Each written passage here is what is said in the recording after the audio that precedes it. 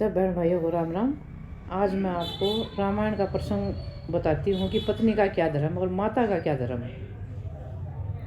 जब प्रभु श्री रामचंद्र जी माता कैकेयी से और महाराज दशरथ से आज्ञा लेकर के अपनी माता कौशल्या से वन में जाने की आज्ञा लेने गए तो माता कौशल्या भगवान विष्णु की पूजा कर रही थी।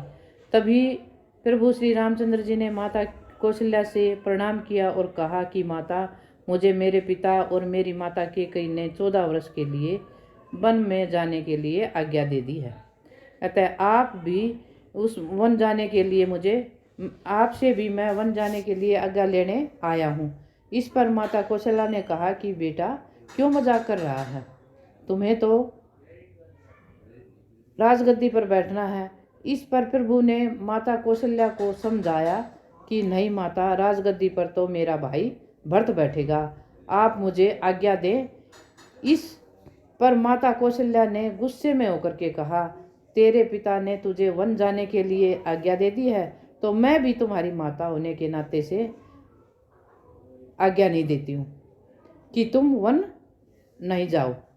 इस पर प्रभु श्री रामचंद्र जी ने मुस्कुराते हुए कहा कि माता, मुझे तो माता कैकेयी की आज्ञा मिल गई है, मेरे लिए तो दोनों माताएं एक समान हैं।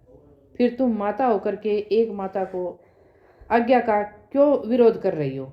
ध्यान से समझो, यहाँ पर प्रभु हम सबको संदेश दे रहे हैं कि माता, मौसी, चाची, ताई में कोई भी फर्क नहीं समझना चाहिए। फिर माता कौशल्या ने कहा कि बेटा, मैं भी तुम्हारे साथ वन में चलूंगी। तो ध्यान से समझो, प्रभु श्री रामचंद्र अपनी माता को समझाते हैं कि माता, एक स्त्री का धर्म होता है कि मुसीबत के समय एक स्त्री को अपने बेटा बेटी, भाई बहन, माँ बाप सबको छोड़ करके अपने पति की सेवा करनी चाहिए। और माता से आज्ञा लेकर के प्रभु श्री रामचंद्र जी सीता और लक्ष्मण के साथ वन में चले गए। फिर माता कौशल्या अपने पति महाराज दशरथ की सेवा में चली गई। तो महाराज दशरथ ने दुखी होकर के कौशल्या से कहा कि कौशल्या, तुम तो बेटे राम के साथ वन में चली जाती, मैं तो राजधर्म के साथ बंधा हुआ हूँ।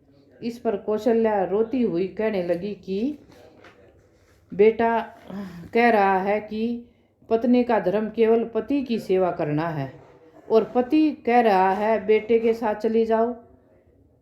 हे भगवान, तुमने सबके धर्म बना दिए हैं, माता का धर्म क्यों नहीं बनाया कि वो अपने पति की सेवा करे या बच्चों के साथ रहे या माता पिता, सास ससुर, नंद देवर जेठ, कितने धर्मों से बंधी हुई है। एक माता किस धर्म का पालन करे? अर्थात आज भी एक माता बहुत सारे धर्मों के जंजाल में बंधी हुई है। सबसे कठिन है एक माता का जीवन।